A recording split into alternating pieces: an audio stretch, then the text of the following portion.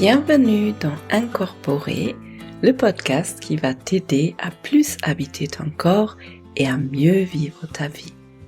Je m'appelle Olivia Chival et même si je suis médecin dans mon quotidien, ici dans le podcast, il ne s'agit pas d'une thérapie et je ne délivre pas de conseils médicaux, il s'agit d'un endroit dans lequel j'ai envie d'apporter de l'information, de l'inspiration pour que tu puisses être plus proche de ton corps ou autrement dit, pour que tu puisses lier ton esprit avec ton corps parce qu'on a tendance à beaucoup habiter dans notre tête et à oublier qu'on a ce merveilleux véhicule, le corps, qui nous transporte et qui est plein de ressources et qui porte tout notre passé.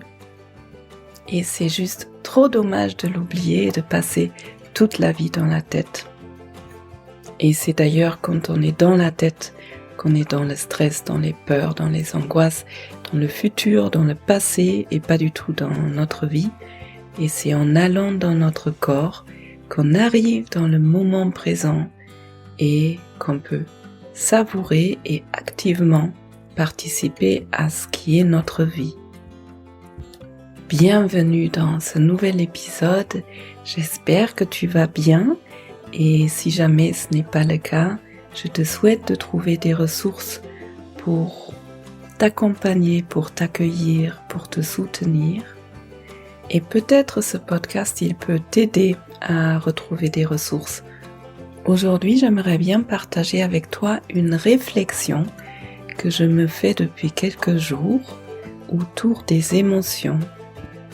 Dans la dernière semaine de mon cours en ligne Ma sécurité intérieure, on avait Andrea Leclerc avec nous qui est venue pour une séance questions et réponses par rapport à la TRE. Alors Andrea, si vous vous souvenez, j'ai fait une interview avec elle que vous retrouvez dans le podcast autour du Tension Releasing Exercise, TRE, une très belle approche pour relâcher des tensions. Et on a abordé la question des émotions qui ont besoin d'être ressenties pour vraiment aller dans la détente et pour guérir des vieilles blessures. Parce que souvent, dans des moments difficiles, il y a des émotions qui sont beaucoup trop difficiles à ressentir et on a tendance à les mettre dans un coin et à se fermer pour surtout ne pas les ressentir, ce qui est intelligent à ce moment-là. Mais ces émotions peuvent ressurgir et surtout quand on va dans le ressenti, dans la détente, comme on fait dans la sécurité intérieure. Donc ça peut provoquer des moments difficiles quand ça remonte à la surface. Et suite à cet échange, je me suis dit que ça pouvait être intéressant d'aller un peu plus en profondeur dans ce thème des émotions difficiles et comment faire quand ça ressurgit de façon inattendue et désagréable.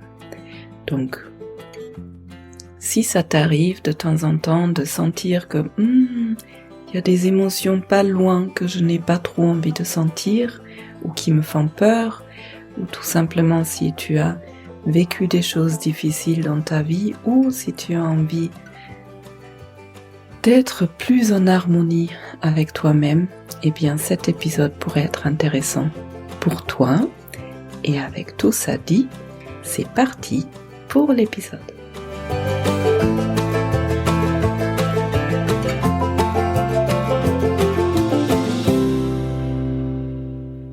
Alors, les émotions veulent être ressenties.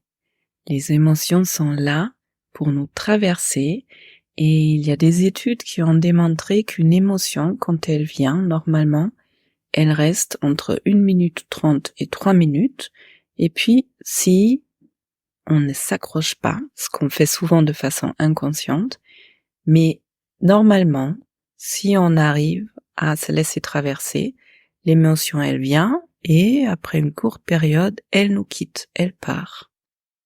Sauf que quand on est dans des situations qui sont trop difficiles à être ressenties.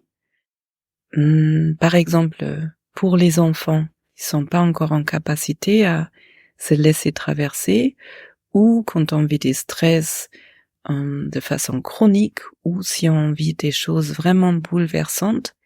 Enfin, il y a des moments où c'est pas possible de ressentir, de se laisser traverser par les émotions, et dans ces cas-là, il y a une stratégie qui peut se mettre en place, qui est de se couper, de ne pas ressentir cette émotion pour pouvoir continuer à fonctionner de façon fluide, plus ou moins fluide dans la vie, et ces émotions que on ne peut ou qu'on ne veut pas ressentir à ces moments-là, elles sont bloquées et stockées quelque part dans le corps, dans l'énergie. Si vous voulez, c'est comme si vous la mettiez dans un placard et vous fermez les portes et vous ne regardez plus. C'est loin quelque part, surtout je ne veux pas regarder.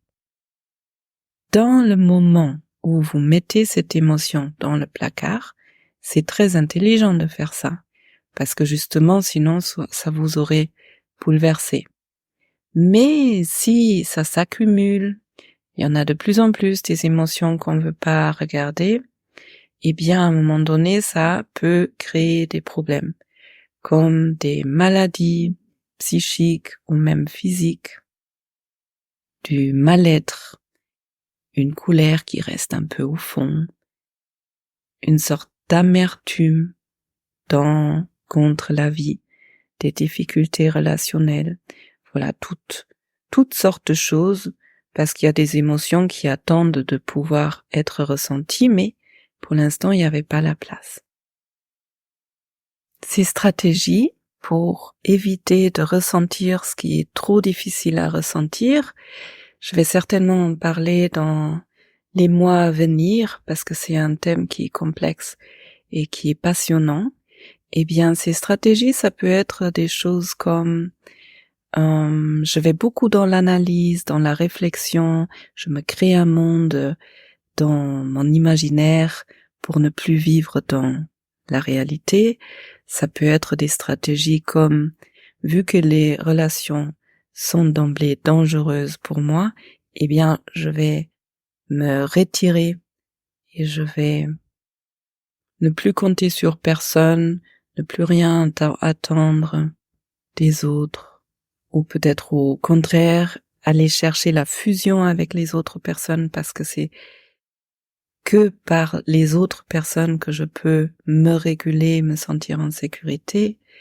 Les stratégies, ça peut être, je fais beaucoup de choses parce que j'ai créé une croyance que je ne suis pas aimable juste pour qui je suis, et pour être aimé, je dois prouver que je suis aimable, donc je suis toujours dans l'action.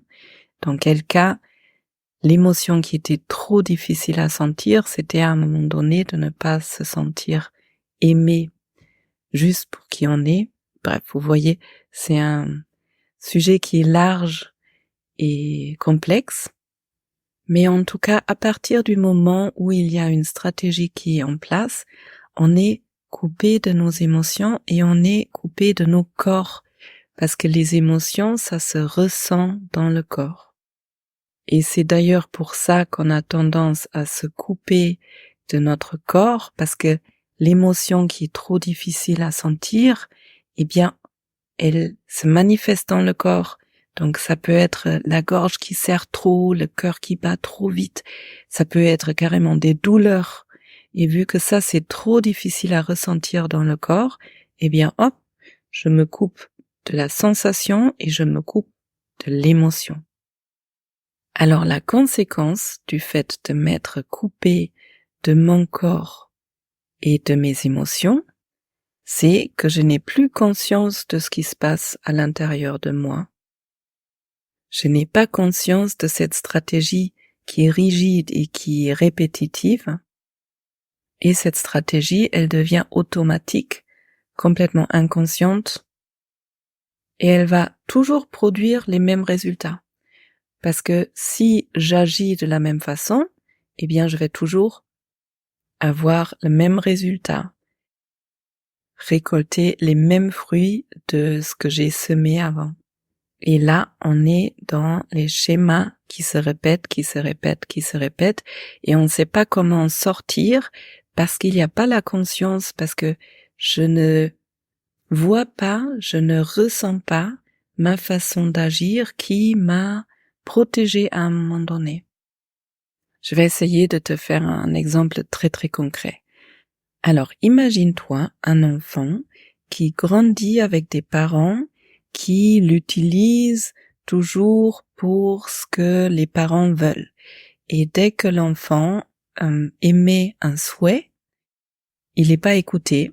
Et au contraire, dès que l'enfant souhaite quelque chose, c'est le contraire qui va se produire.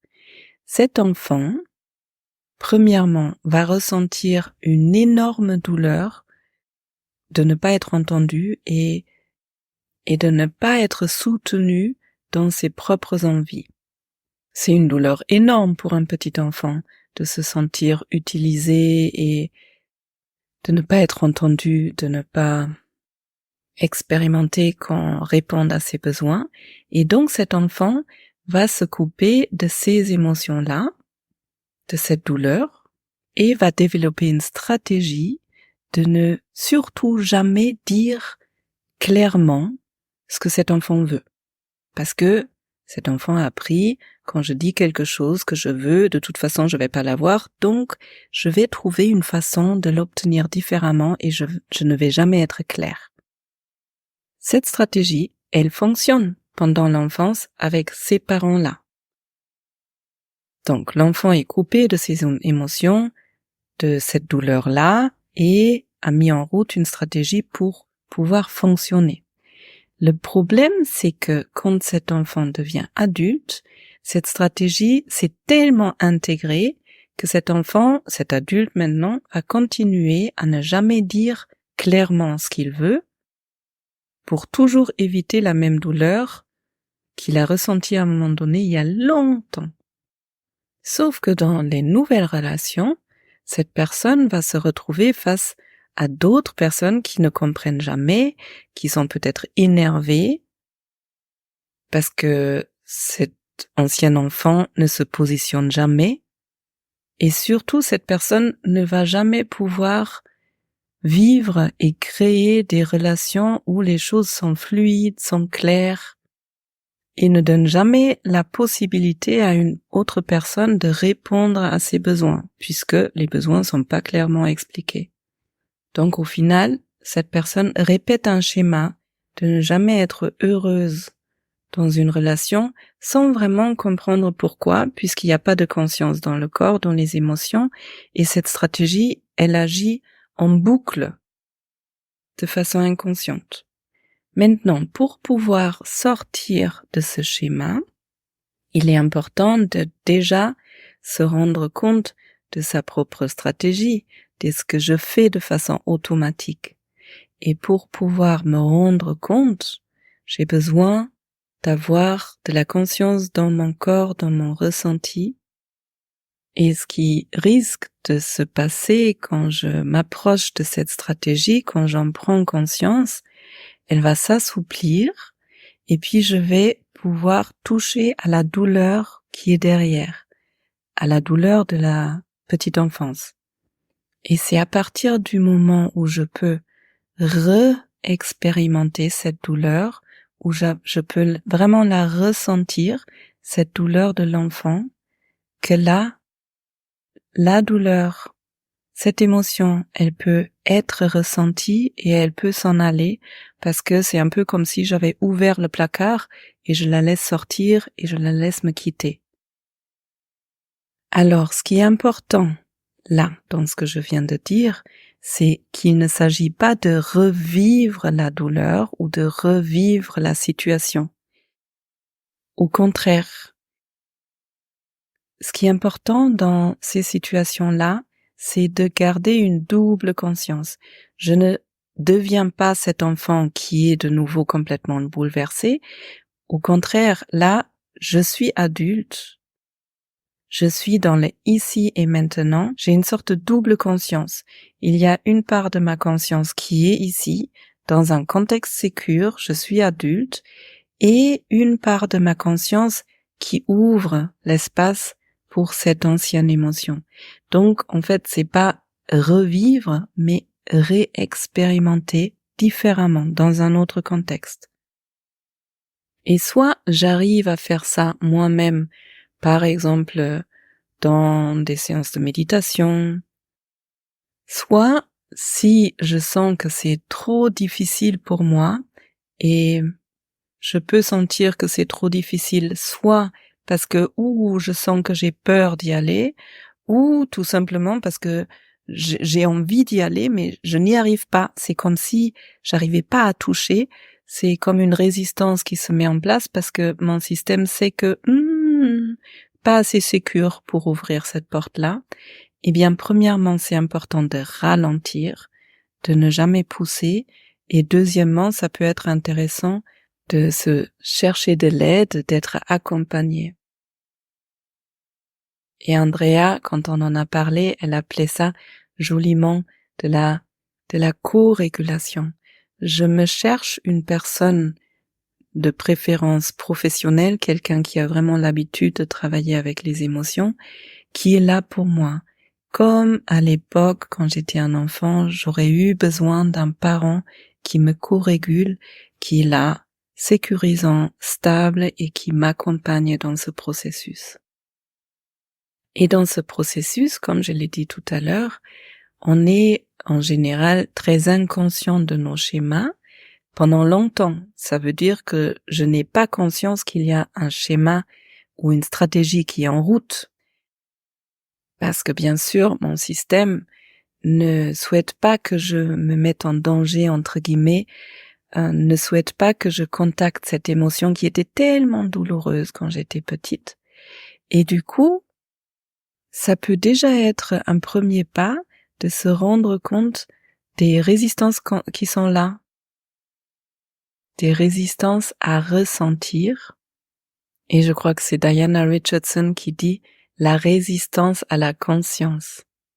Une résistance à la conscience que vous connaissez peut-être si vous avez une pratique comme du yoga, de la méditation, eh bien, souvent, moi en tout cas, je sais que je veux méditer ou faire une séance de yoga ou autre chose, et j'arrive pas à y aller. Et même si je me fixe une heure, comme par exemple moi à 6h30 le matin, je vais toujours trouver des trucs qu'il faut faire encore.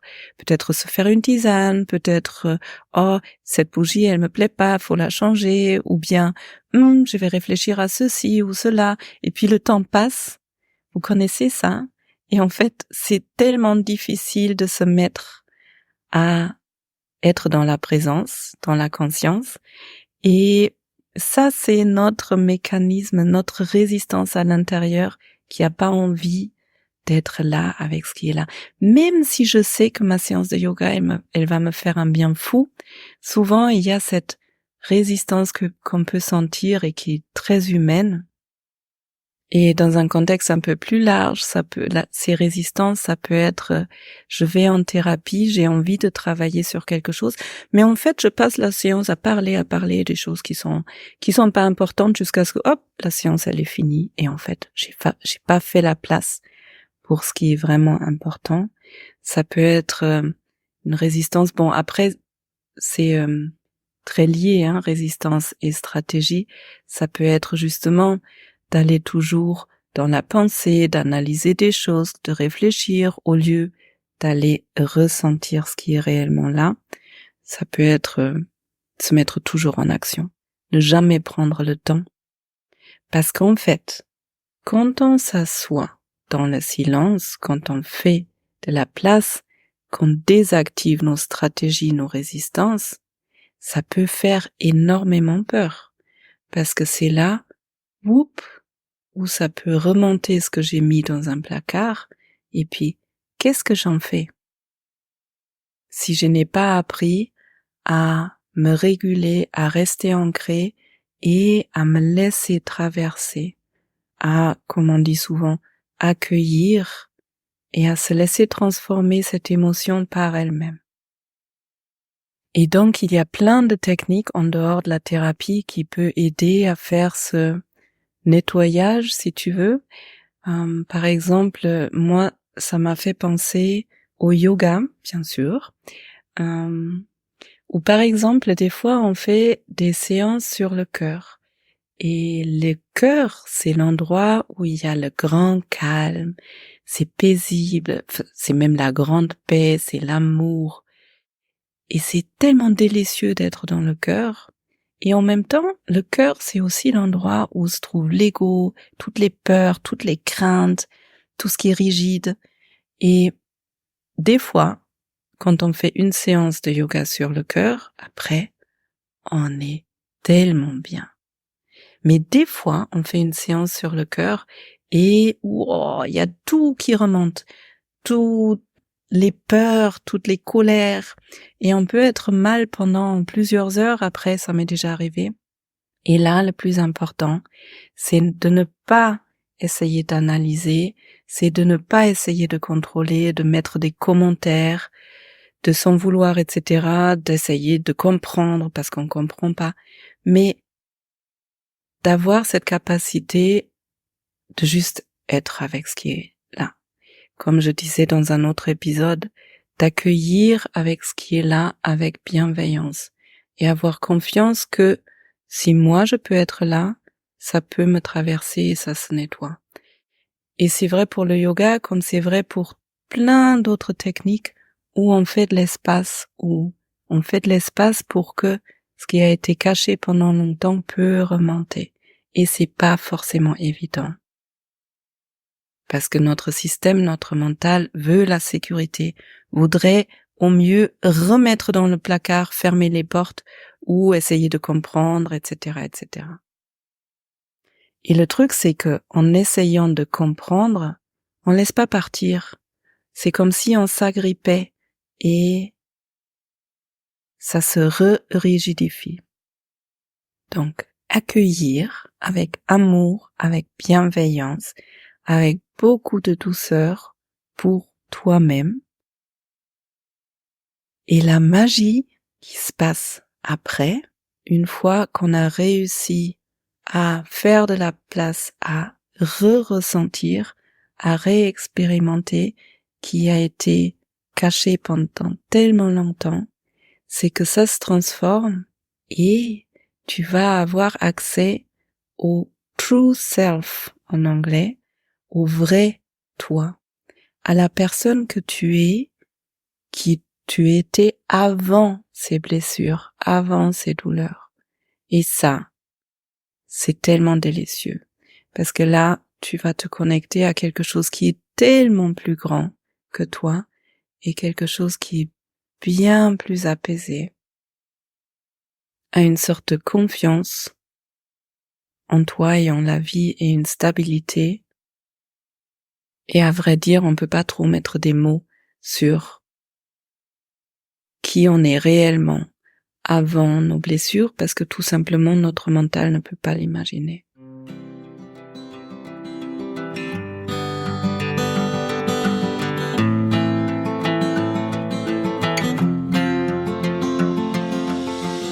Voilà ma réflexion sur les émotions. J'espère que tu t'es senti inspiré par mes mots pour aller faire de la place, pour trouver une façon de réexpérimenter des choses, des émotions qui ont envie d'être expérimentées, de te laisser aider pour ça. Si tu as envie, besoin, moi je trouve que c'est toujours bien de se chercher de l'aide et de l'accompagnement par des personnes qui ont des belles expériences. Si cet épisode t'a plu, s'il t'a fait du bien, tu peux le partager avec quelqu'un qui t'est cher, tu peux le partager sur les réseaux. Si tu as envie de soutenir mon travail, merci de m'écrire des commentaires sur les plateformes et de laisser des 5 étoiles sur iTunes, Spotify par exemple, parce que ça permet à ce podcast d'atteindre plus de personnes, d'aider plus de personnes, d'inspirer plus de personnes. Et puis tu peux venir me voir sur Instagram, partager tes réflexions, tes questions sous le reel du jour. Et bien sûr, si tu n'es pas d'accord avec quelque chose, je suis aussi à l'écoute. C'est toujours intéressant d'échanger sur des expériences différentes. Et ensuite, il y a aussi ma newsletter, la lettre d'Olivia, qui sort tous les premiers du mois. Et cette année, je partage avec vous les personnes qui m'ont inspirée.